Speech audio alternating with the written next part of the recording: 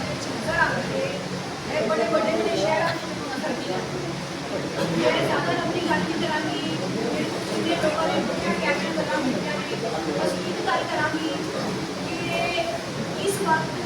ਤੁਹਾਡੇ सूबे के पंजाब के नुमाइंदगी करने के जो बंदा है ना अदनान अफजल चिट्ठा,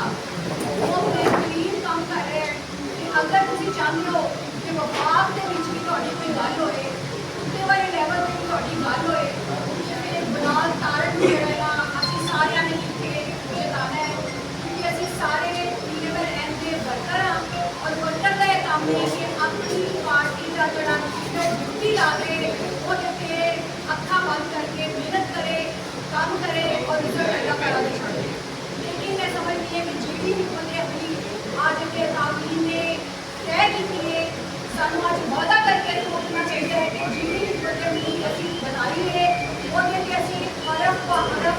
लफ्ज़ ब लफ्ज़ अमल करांगे। अगर असीं इस संदेश पर अमल करांगे ना 18 तारीख का जो गुरु होएगा तो पता का दिन होएगा इंशाअल्लाह।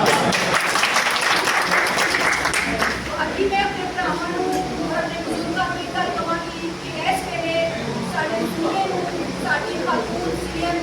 जिहड़ी लीड कर रही है कि खवातीन का बड़ा रोल है इस वेले सियासत के विच ते घरां दे विच भी।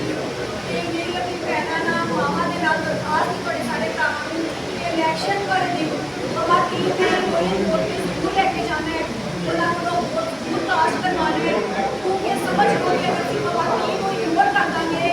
तो साडा अद्धा वोट अद्धे तो ज़्यादा वोट ज़ाया हो जाएगा। और साढ़े को करने की बड़िया गल्लां ने कि अदनान अफजल चिट्ठा का किरदार मौजूद है। मैं आई हाँ अताला तारक के हल्के अताला तारक भाई जिहड़े ने वो NA 127 जो MLA ने तो मैं MP हाँ, उन्होंने की कारकर्दगी भी तुहाडे सारे के सामने है कि साडी CM पंजाब मोहतरमा मरियम नवाज शरीफ साहब की कारकर्दगी भी पूरे मुल्क भर